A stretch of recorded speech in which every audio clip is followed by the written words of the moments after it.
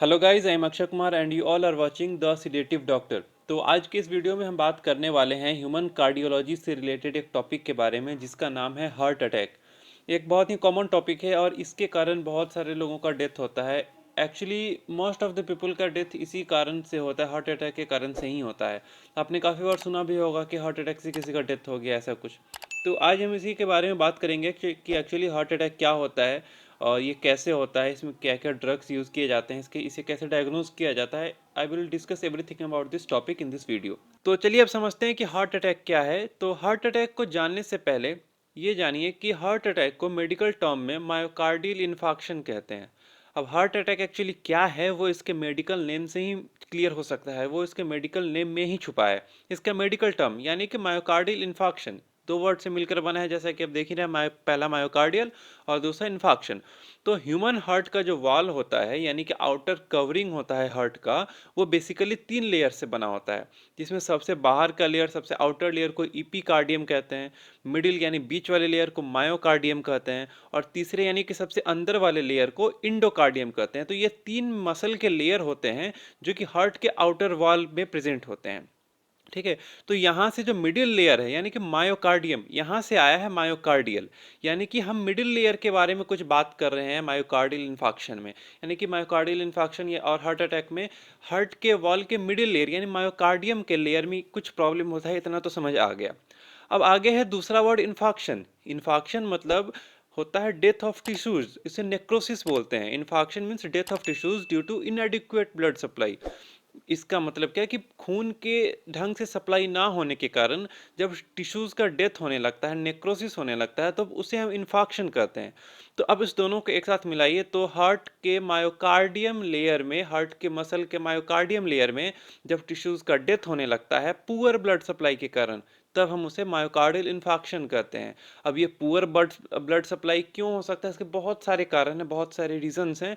तो अब उन रीजंस को जानते हैं कि ये पुअर ब्लड सप्लाई क्यों होता है। तो सबसे पहला रीजन है कोरोनरी आर्टरी ब्लॉकेज। तो अब ये कोरोनरी आर्टरी क्या होता है इसे समझिए। तो कोरोनरी आर्टरी वो आर्टरी होता है जो कि हार्ट के मसल्स में ब्लड सप्लाई करता है। हार्ट के मसल्स में भी तो ब्लड चाहिए ना, हार्ट के वॉल में भी ब्लड चाहिए, वहाँ भी सेल्स हैं, टिश्यूज हैं। उन्हें ब्लड नहीं मिलेगा तो ऑक्सीजन सप्लाई नहीं हो पाएगा और वो ढंग से काम नहीं कर पाएगा। इसीलिए ब्लड तो चाहिए ही। तो जो आर्टरी हार्ट के मसल के लेयर में ब्लड सप्लाई करता है उसे हम कोरोनरी आर्टरी कहते हैं। और जब भी किसी कारण से इस कोरोनरी आर्टरी में ब्लॉकेज हो जाए तो मायोकार्डियल इन्फार्क्शन या हार्ट अटैक का केस हो सकता है। अब ये कोरोनरी आर्टरी का ब्लॉकेज का भी मेजरमेंट होता है, कितना परसेंट ब्लॉकेज है। तो जनरली 70% से ज़्यादा ब्लॉकेज अगर है कोरोनरी आर्टरी में तो मायोकार्डियल इन्फार्क्शन यानी हार्ट अटैक हो सकता है। ठीक है। अब ये कोरोनरी आर्टरी में ब्लॉकेज भी क्यों होगा, अब इसका भी तो कुछ रीजंस हो सकता है। तो कोरोनरी आर्टरी में ब्लॉकेज होने का सबसे पहला और इम्पॉर्टेंट, सबसे मेजर रीजन है एथेरोस्क्लेरोसिस। तो एथेरोस्क्लेरोसिस में क्या होता है कि जो आर्टरीज का ल्यूमेन है यानी कि जो ब्लड के फ्लो होने का पाथ है आर्टरी में, वो छोटा हो जाता है, उसका डायमीटर कम हो जाता है। डायमीटर कम क्यों होता है? क्योंकि आर्टरीज में कोलेस्टेरॉल और फैट्स का डिपोजिशन हो जाता है। उस डिपोजिशन होने के कारण वहाँ पे स्पेस कम हो जाता है ब्लड के फ्लो होने का, और उस कंडीशन को हम एथेरोस्क्लेरोसिस बोलते हैं। तो जब कभी भी ऐसा होगा कि वहाँ पे एथेरोस्क्लेरोसिस का केस है, वहाँ पे फैट्स और कोलेस्टेरॉल का डिपोजिशन है, तो ब्लड जितना जाना चाहिए उतना सप्लाई नहीं हो पाएगा कोरोनरी आर्टरी के थ्रू। जब ब्लड का सप्लाई कम हो जाएगा तो फिर वहाँ पे हार्ट का जो मसल्स है, मायोकार्डियम लेयर है, वहाँ पे ऑक्सीजन ठीक से नहीं पहुँच पाएगा क्योंकि ब्लड का सप्लाई ही कम है। और ऑक्सीजन जब सही से नहीं पहुँच पाएगा तो ऑटोमेटिकली सेल का डेथ होना शुरू हो जाएगा वहाँ पे। एथेरोस्क्लेरोसिस के अलावा कोरोनरी आर्टरी में थ्रोम्बस या एम्बोलिज्म के फॉर्मेशन के कारण भी मायोकार्डियल इन्फार्क्शन हो सकता है, या फिर कोरोनरी आर्टरी में स्पाज्म के कारण भी मायोकार्डियल इन्फार्क्शन हो सकता है। अब कोरोनरी आर्टरी में स्पाज्म क्यों होगा? तो स्ट्रेस के कारण। जब कभी ज़्यादा स्ट्रेस लेते हैं तो उस केस में कोरोनरी आर्टरी में स्पाज्म हो सकता है। इसीलिए बोला जाता है मायोकार्डियल इन्फार्क्शन के पेशेंट को कि स्ट्रेस नहीं लेने के लिए। ठीक है।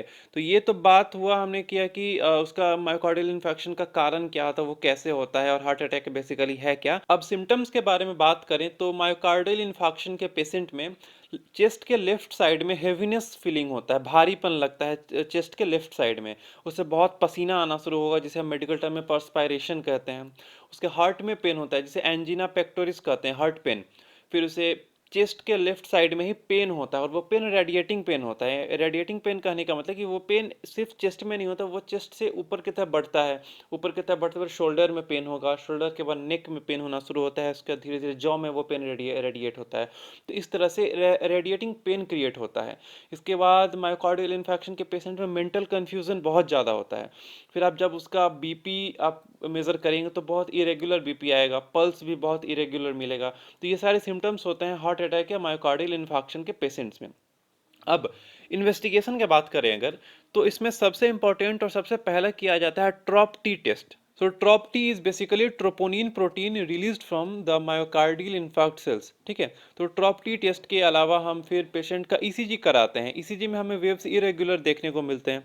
ईसीजी के अलावा हम पेशेंट का लिपिड प्रोफाइल टेस्ट कराते हैं, जिसमें serum glutamate, oxalo acetate, transaminase हमें हाई मिलता है। फिर सीपीके यानी कि क्रिएटिनिन फॉस्फोकाइनेज भी हाई मिलता है। फिर लैक्टिक डिहाइड्रोजिनेज यानी कि एलडीएच ये भी हाई मिलता है।